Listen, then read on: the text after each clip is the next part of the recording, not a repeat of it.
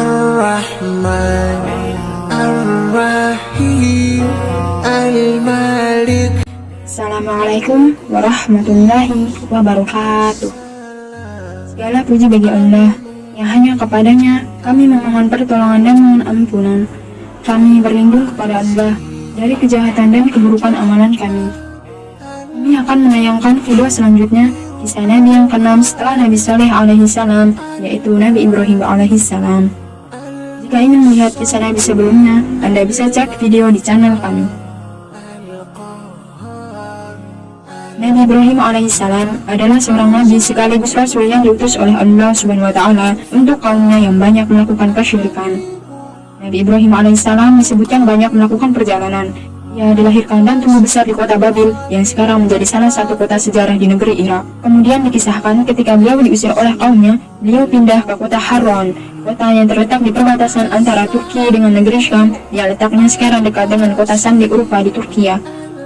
Kemudian ketika beliau diusir lagi dari kota tersebut, beliau pun berpindah ke negeri Mesir, lalu beralih ke negeri Syam dan menetap di sana. Dan beliau juga pernah melakukan perjalanan ke kota Mekkah mengantar Nabi Ismail alaihissalam.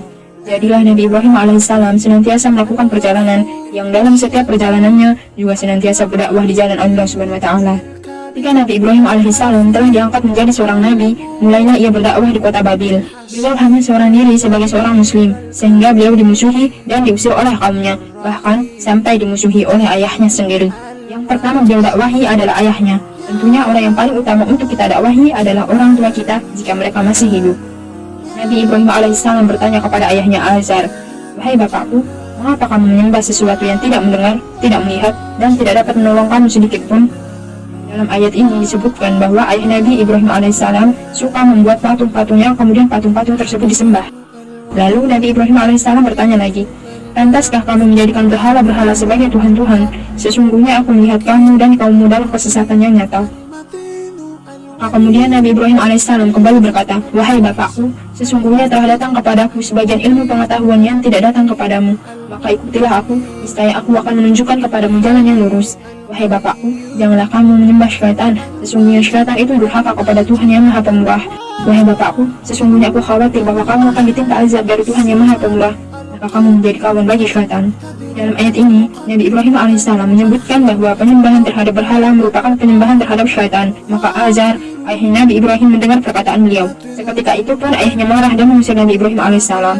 Berkata ayahnya, "Bencikah kamu kepada Tuhan-Tuhanku, hai Ibrahim? Jika kamu tidak berhenti, maka niscaya kamu akan kurajam, dan tinggalkanlah aku dalam waktu yang lama." Maka ketika Nabi Ibrahim alaihissalam telah ditentang oleh ayahnya, tetapi beliau tetap berlaku lemah lembut kepada ayahnya seraya berkata, "Semoga keselamatan dilimpahkan kepadamu. Aku akan memintakan ampun bagimu kepada Tuhanku. Sesungguhnya dia sangat baik kepadaku. Dan aku akan menjauhkan diri darimu dan dari apa yang kamu seru selain Allah. Dan aku akan berdoa kepada Tuhanku. Mudah-mudahan aku tidak akan kecewa dan berdoa kepada Tuhanku." Maka ketika Nabi Ibrahim alaihissalam memintakan ampun untuk ayahnya kepada Allah Subhanahu wa taala, Allah melarang dan tidak mengabulkan permintaannya. Allah Subhanahu wa taala berfirman, "Dan permintaan ampun dari Ibrahim kepada Allah untuk bapaknya tidak lain hanyalah karena suatu janji yang telah diikrarkannya kepada bapaknya itu.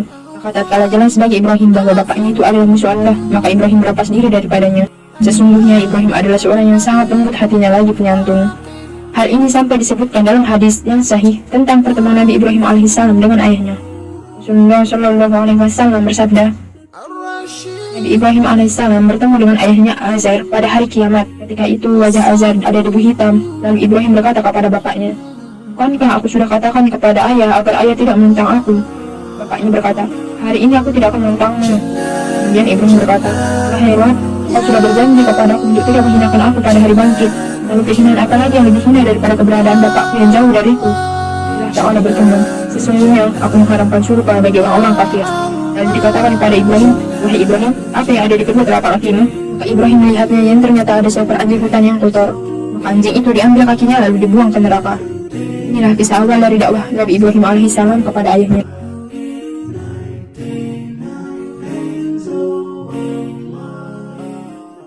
Sekian dari kisah Nabi Ibrahim alaihissalam bagian pertama. Mohon doanya agar kami bisa terus menceritakan semua kisah perjalanan para nabi dan Rasulullah Subhanahu wa taala. Insyaallah selanjutnya kami akan menceritakan bagian kedua dari kisah Nabi Ibrahim alaihissalam yang nantinya akan membahas tentang kisah beliau yang mendakwahi kaumnya di Babil sampai kisah beliau yang menghancurkan berhala sesembahan kaumnya. Demikian dari kami, jika ada kesalahan baik yang sengaja maupun tidak, kami mohon maaf yang sebesar-besarnya. Karena kesalahan itu pasti dari saya sebagai manusia biasa yang tidak luput dari dosa dan kesalahan, dan segala sesuatu yang benar hanyalah milik Allah Subhanahu wa Ta'ala. Jangan lupa subscribe dan nyalakan notifikasi channel kami agar Anda bisa mendapatkan pemberitahuan tentang video terbaru dari kami. Dan juga like dan share agar bermanfaat bagi sesama saudara muslim untuk mengetahui tentang kisah para nabi dan rasul Allah Subhanahu wa Ta'ala. Semoga Allah Subhanahu wa Ta'ala menjaga kita semua serta memudahkan segala urusan kita. Jazakumullahu khairan wa barakallahu fikum. Wassalamualaikum warahmatullahi wabarakatuh.